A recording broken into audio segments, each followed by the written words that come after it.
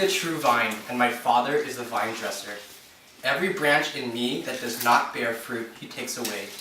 And every branch that does bear fruit, he prunes, that it may bear more fruit. Already you are clean because of the word that I have spoken to you. Abide in me, and I in you. As the branch cannot bear fruit by itself unless it abides in the vine, neither can you unless you abide in me. I am the vine, you are the branches. Whoever abides in me, and I in him, he it is that bears much fruit. For apart from me, you can do nothing. If anyone does not abide in me, he is thrown away like a branch and withers, and the branches are gathered, thrown into the fire, and burned. If you abide in me, and my words abide in you, ask whatever you wish, and it will be done for you. By this my Father is glorified, that you bear much fruit, and so prove to be my disciples.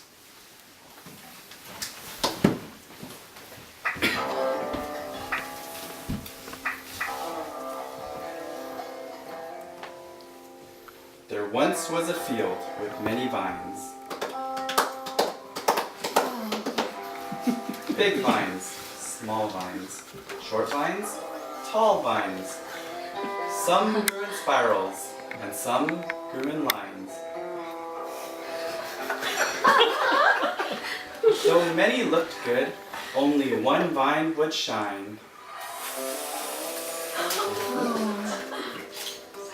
This was the true vine, the vine that bore fruit. It gave life to its branches, from its tip to its root. But not all the branches on this vine were good. Some wouldn't bear fruit.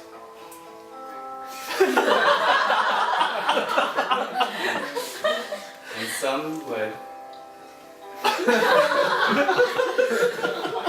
The vine dresser realized the bad branches had to go, for they were taking nutrients but refused to grow.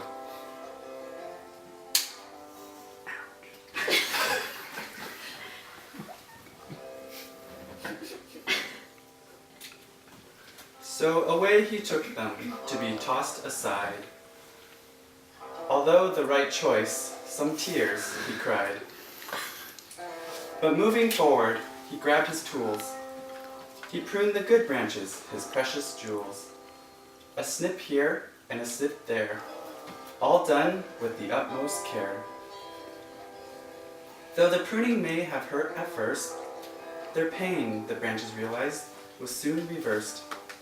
Instead of suffering, they grew and grew. Their fruits multiplied, bloop, bloop, bloop, bloop. Played in the vine dresser's ear. And pleased he was with these branches indeed, for in the true vine they would live and feed. And so a lesson they learned that day. There is only one path to live. There is only one way.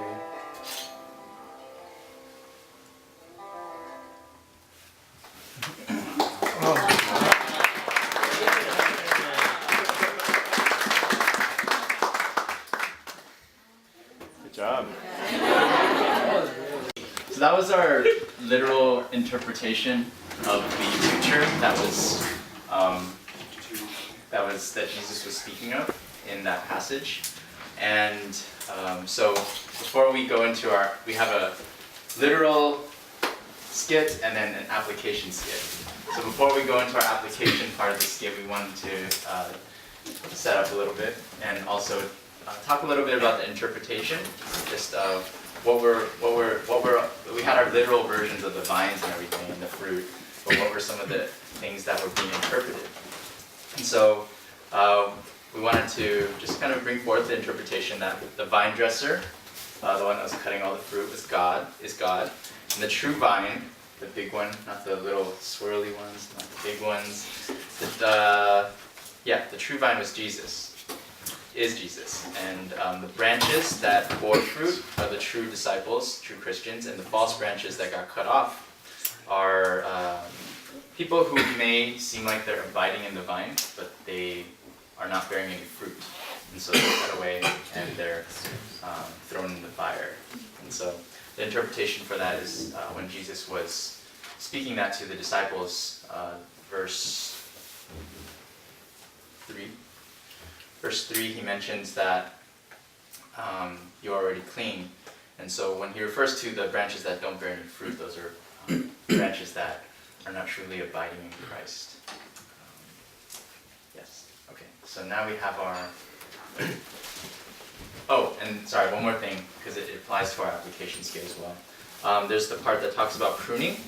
And so as we kind of looked into what pruning looked like, none of us are gardeners or anything. So when we looked into the idea of pruning, some of it is cutting off shoots or limiting the branches in a way, because the branches abide in the vine. And so I guess the interpretation is that the pruning is a way to kind of focus. I guess this is application now, but yeah, the pruning is a way to kind of focus the Christian on Jesus. And so pruning, the word is another word for it is cleansing. And so just kind of the idea of the pruning is to focus more on Christ. Okay, so that's great. Back to, or now to part 2, application. Meet Monica. Monica is a recent grad and an active member of Lighthouse Bible Church San Jose. Monica has begun the process of applying to grad schools.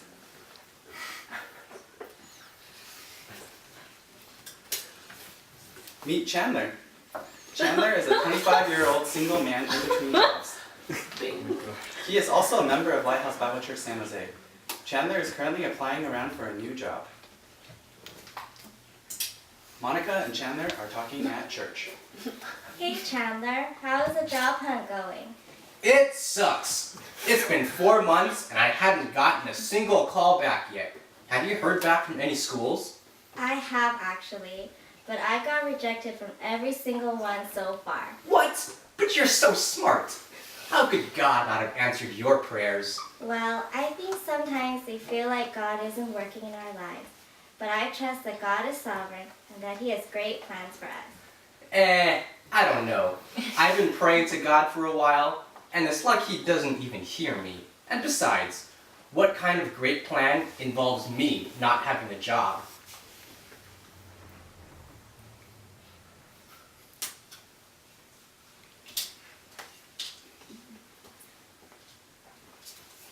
In the end, Chandler was not so lucky in his job search, and thus continued to blame God for his tough situation.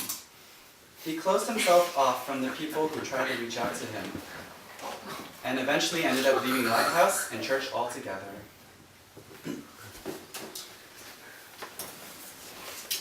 Meanwhile, Monica did not get accepted to any school. However, she realized that because she was no longer bound to a school, she could now commit to being part of the LA church plant. Woo-hoo! That God has been putting on her all year. Though it was a struggle at first getting rejected from every school she applied to, she now considers it a blessing as she is able to help carry out the vision of Lighthouse Bible Church. The end.